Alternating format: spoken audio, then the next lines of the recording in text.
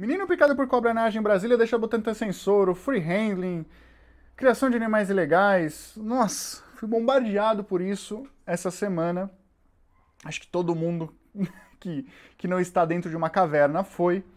E eu quero dar um meu pitaco com relação a isso. E eu quero falar principalmente dessa prática que é o free handling. E o que isso atrapalha quem tenta fazer um trampo sério. O que aconteceu? Nesse dia 7 de julho de 2020, um menino, parece que ele faz medicina veterinária, até que se prove o contrário. Eu não vou falar muito desse caso, porque tem várias minúcias que estão sendo investigadas ainda, então eu não quero me atentar a esse caso, assim, a esses pontos. Eu só vou falar o que aconteceu. O menino foi picado por uma cobra naja que ele criava, obviamente de forma ilegal, porque não pode criar serpentes peçonhentas no Brasil, a não ser que seja uma instituição, né, e pautada para isso. E ele tá hospitalizado, tá mal, tomou uma única ampola que tinha no Butantan, que no Butantan eles tinham essa ampola, porque eles criavam algumas najas lá, e causou todo esse alvoroço. Eu quero falar um pouquinho dessa situação. Primeiro, só situar, né, a naja, naja é um gênero de serpentes, mas que geralmente as pessoas no popular associam a essas cobras que têm esse capelo. Então elas fazem um movimento da costela que ela consegue aumentar a área da parte da cabeça dela, assim, cabeça e pescoço, né? Isso faz com que, por exemplo, para intimidar predadores, né? Ela parece maior e tudo mais. Mas que tem outras serpentes que fazem esse comportamento ou comportamentos semelhantes, até serpentes brasileiras, tá? Tem serpentes brasileiras, elas não ficam igual à naja, o comportamento é um pouco diferente, mas se você olhar, lembra, né? Ela levanta também, consegue achatar um pouquinho, um achatamento diferente, mas lembra. E também não é só da naja que faz o capelo mesmo, né? A Ophiophagus rana, por exemplo, que é a cobra-rei, a maior serpente peçonhenta do mundo, ela também consegue fazer esse movimento e ela não está dentro do gênero naja. Mas no popular as pessoas chamam tudo de naja. E ela é originária do sudeste do sul da Ásia e está dentro da família Lapide, que é a mesma família das corais, das nossas corais, também é a família da mamba negra, da taipã, dos elapídeos marinhos, que são serpentes com uma peçonha bem tóxica. Então são serpentes que geralmente estão associados a animais peçonhentos e com uma toxina bem poderosa. E é o que aconteceu com o menino, ele foi picado, está em estado grave até agora, pelo menos, e está passando vários perrengues porque não tem soro no Brasil. Esse bicho não é do Brasil, esse bicho é exótico. Então, eu não vou me atentar muito à parte de criação de animais legais, porque eu não tenho muito gabarito para isso, eu nunca li muito sobre criação de pets não convencionais. Eu sei, assim, meio no senso comum, eu não quero me atentar muito a isso. Tem algumas implicações que isso pode causar bem óbvias, né? Como essa que aconteceu, para o bem-estar animal também, né? Talvez quando você compra um animal ilegal, você não sabe a procedência, você não sabe se ele foi coletado na natureza, você não sabe como é que é o criador dele, enfim, tem muitos problemas, mas que eu não vou me atentar aqui. Eu quero falar um pouquinho do free handling e por que isso me deixa extremamente puto, cara. É o seguinte, eu vou contextualizar para ficar mais fácil. Eu trabalho com resgate de fauna faz alguns anos já. Eu trabalho com serpentes desde 2010, metade de 2010 eu comecei lá a fazer estágio lá no Museu de Zoologia da USP. Desde então eu sempre trabalhei com cobras de alguma forma, né?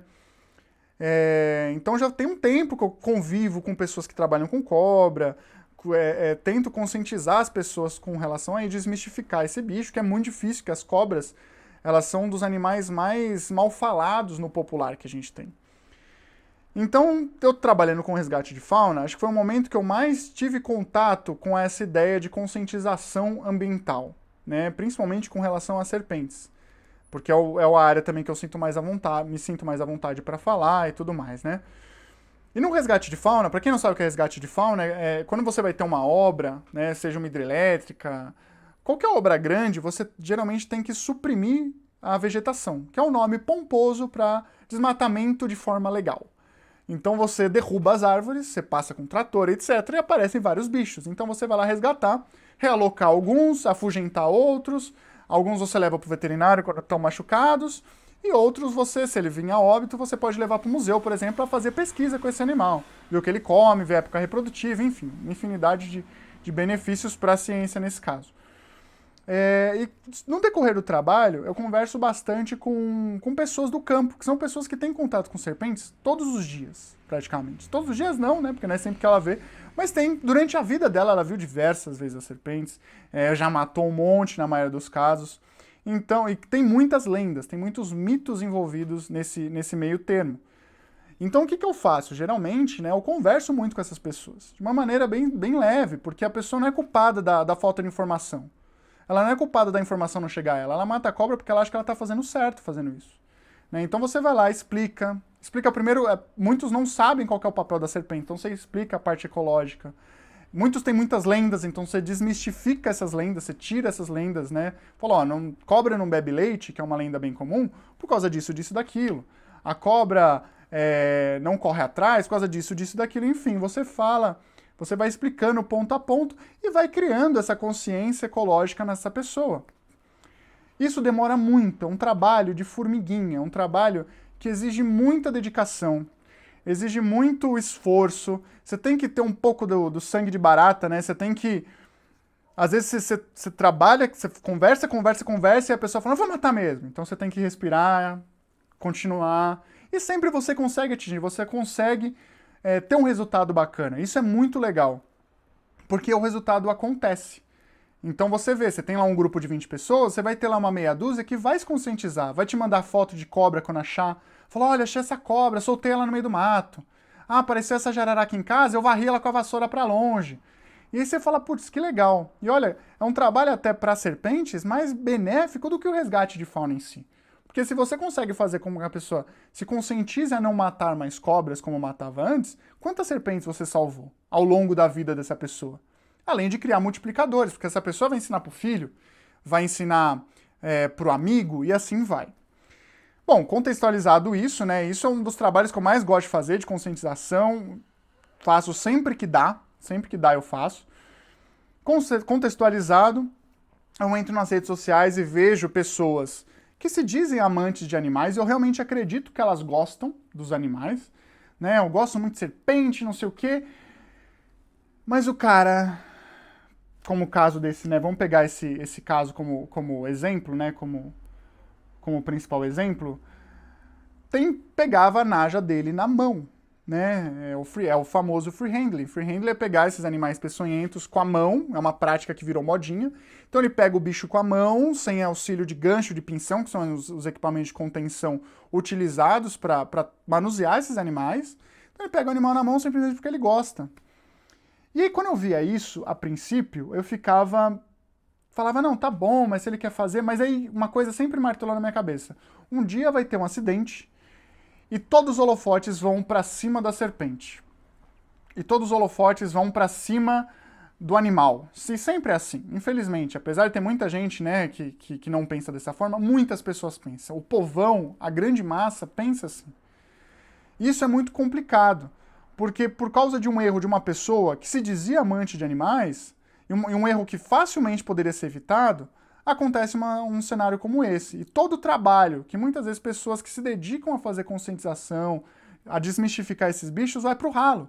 Porque aquela pessoa, às vezes, que tá meio inclinada, não mato mais cobra, mas não curto muito. A hora que ela vê um cenário como esse, de um estudante de veterinária que é visto como referência, né? Uma pessoa que está estudando veterinária, ela trabalha com aquilo, ela conhece as cobras, ela conhece os animais. Ele foi picado por um bicho, pronto. Ou quando um influencer, né, uma pessoa aí que trabalha com que posta vídeo, enfim, que tem um monte de seguidores nas redes sociais, sempre postando foto de vídeo. Se acontece um acidente, o que vai acontecer? Se até ele é picado, imagina eu vou matar mesmo. Isso acontece. Porque várias vezes eu presenciei as pessoas me questionando, mas teve um professor da universidade que foi mordido por uma coral. E aí você fica nesse jogo, você fala, não é bem assim, você explica, mas as pessoas pensam dessa forma, porque elas veem essas pessoas como referência na área. Né? Quando você fala que você é veterinário, que você é biólogo, que você é engenheiro florestal, qualquer coisa assim, você se põe como referência naquela área, para aquela pessoa que não é. Né?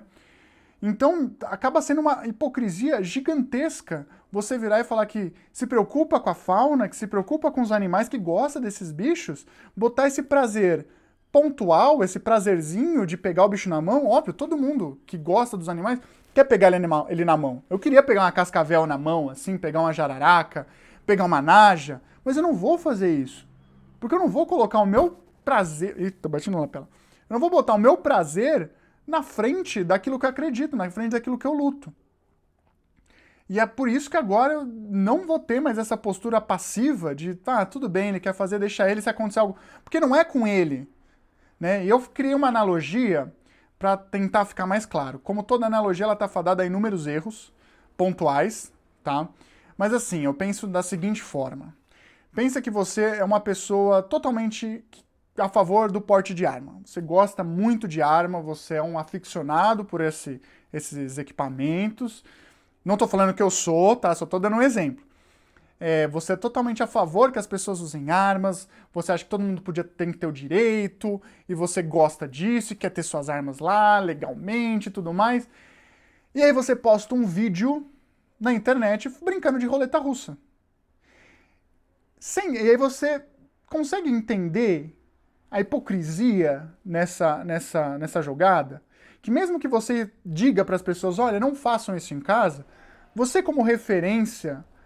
você acaba passando que aquilo é normal. E quando sofre um acidente, toda a causa pela luta que você tem a favor da legalização do porte de arma, enfim, essa área que eu também não conheço absolutamente nada, ela vai pro ralo? É o que acontece nesse caso. Né? Quando você fala que se preocupa com os animais, que gosta desses bichos, e você faz uma coisa dessa, simplesmente por um prazer, você está colocando tudo aquilo que você acredita. E não só tudo aquilo que você acredita, tudo aquilo que outras pessoas lutam a favor, pelo ralo. Toda vez que você pega um bicho na mão sem proteção, podendo correr um risco desse, você está brincando com a profissão das pessoas. Com o trabalho sério que as pessoas fazem, conscientização e educação ambiental. E esse é o principal problema. E por isso que eu acho que a gente tem que se manifestar. Todo profissional sério que eu conheço, toda pessoa que trabalha realmente com esses animais, se preocupa com a segurança. As pessoas, elas usam equipamentos de proteção, elas usam os equipamentos de contenção, né? O tubo, o gancho, o pinção, e elas se preocupam com isso. E para vir uma pessoa que coloca, né, tudo isso em xeque para ter o prazerzinho dela de pegar o bicho na mão. Então repense um pouco as atitudes com relação a isso.